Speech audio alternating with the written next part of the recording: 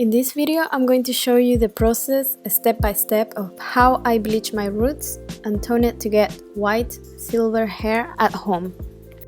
We are going to need lots of cotton. I've got mine at the boots. One bag is more than enough. We're basically going to stretch these cotton balls into stripes, and later we're going to use them between the layers of the hair.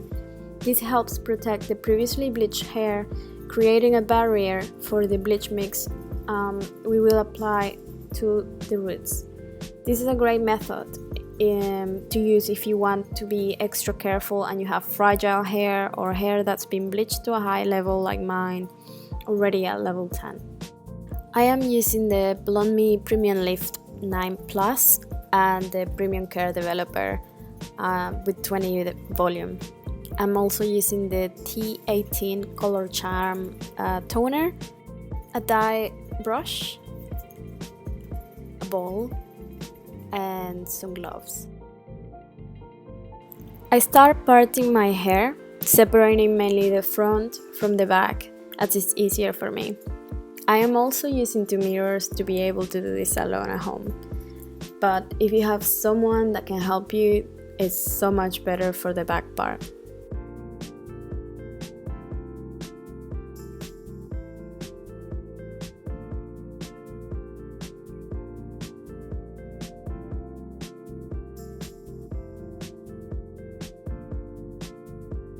For the bleach mix, it's 1 part powder and 2 parts developer cream. Make sure you mix really well to activate the ingredients. This is how the mix consistency should look like. It's not too thick, not too runny, perfect for roots. Please excuse my awful filming skills. It was really hard to film this whilst trying to do everything myself. So yeah, I hope you can understand and also follow the process. I would recommend, before going and bleaching your roots, preparing your hair for bleaching. What I do is 1 week before I know I'm going to bleach my roots, I start doing hair treatments, like for example any moisturizing, hair masks, or just stopping using heat tools, that kind of thing, just to get your hair in the best position it can be before bleaching. Because if you just heat style your hair the day before or just washed it and it's really dry and brittle, it's not ideal for bleaching. So just keep in mind that if you bleach your hair, to prepare it, starting 1 week beforehand. Make sure that your cotton strip is long enough to cover your whole layer area. So in my case, it goes from my forehead to the back of my head. You want to place the strip in between your new growth and the previously bleached hair. So it acts kind of like a middle section in between the two, and helps protect the bleach not to go over the new growth. So you always leave, you eat a little bit of the previous hair, but not that much. And sometimes, it's happened to me in the past that mistakes happens, that sometimes the bleach went a little bit over the section and too much on the previously bleached hair, and this is not good because the hair can break. So I've found that this technique works really well when I have to be extra careful and don't want any bleach getting where it shouldn't go, like slipping or sliding further than it should. So if you have really fragile hair that you need to protect, or if you do white hair, this is how you should be doing your roots to avoid lots of damage.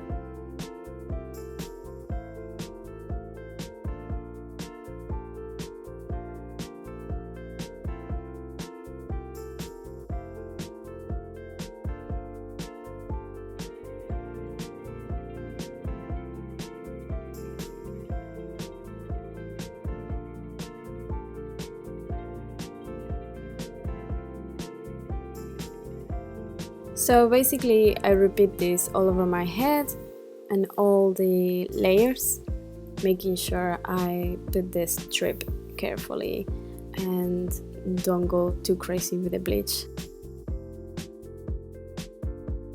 Once I'm finished, I leave it for around 40 minutes, but it depends on if it was a hot day or how short my roots are. So I recommend that you're constantly checking your roots and seeing the progress, because sometimes depending on different hair, because maybe you'll reach level 9 in 20 minutes depending on your hair. So I recommend constantly checking every 10 minutes or so how the progress is going.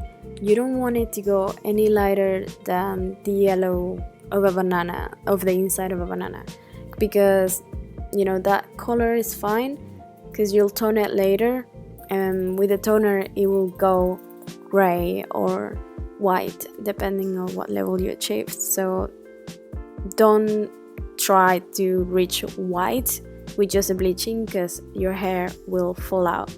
Just leave it at a light yellow and you'll be fine. So here I'm doing the back part, and I start from the top to the bottom because in this way it's easier to put the cotton strips.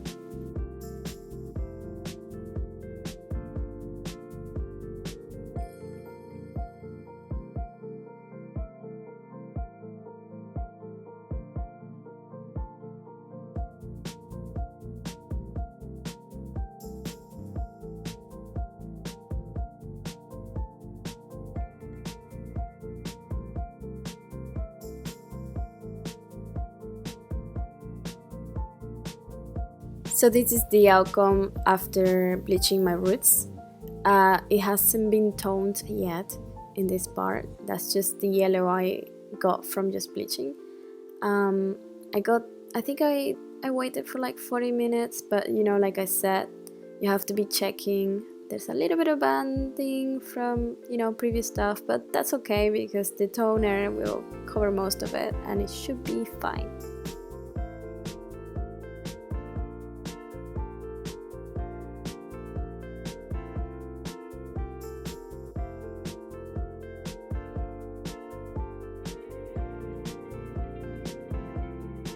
Now let's go do the toner and sort this mess out.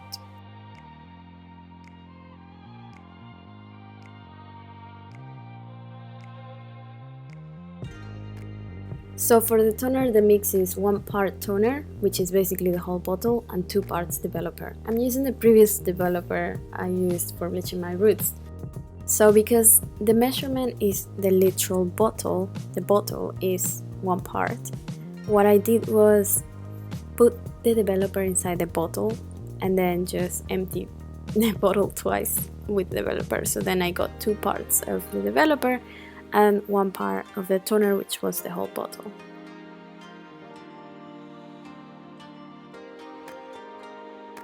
So I apply it like I would normally apply any hair dye. So I always start from the roots, adjust the roots, overlapping a little bit with the previous hair, and then if I have any hair dye left, I extend that to the medium to tips, because you don't want to put the full-on toner on the rest of the hair at the start, because it doesn't need that much toning.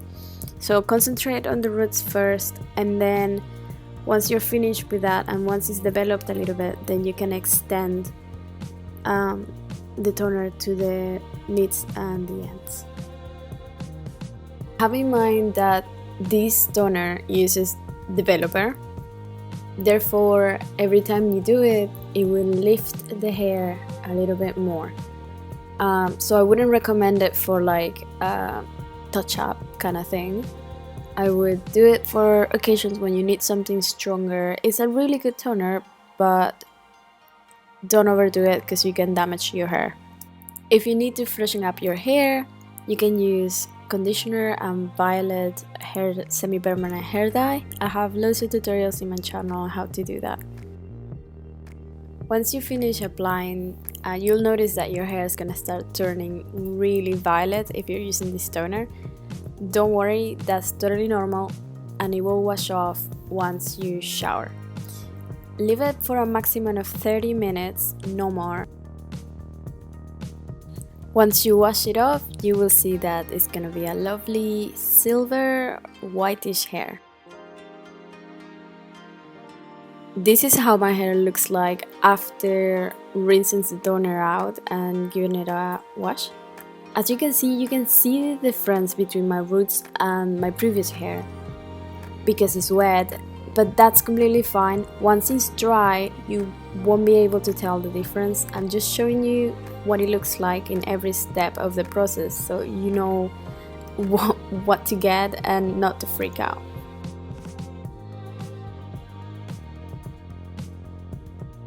So this is the final result, and as you can see, like I said, you cannot even tell the difference between color in the roots and the meats and the end of my hair. It all looks quite nicely blended once it's dry, so yeah, all good. So this is how it looks like under artificial light in my bathroom, and this is how it looks like with natural light from the window. Sorry about the video quality, I lost the files, but you can still see how pretty it turned out from the crappy quality of my phone. So there you have it, that's my whole process for bleaching and toning my roots into a nice silvery color.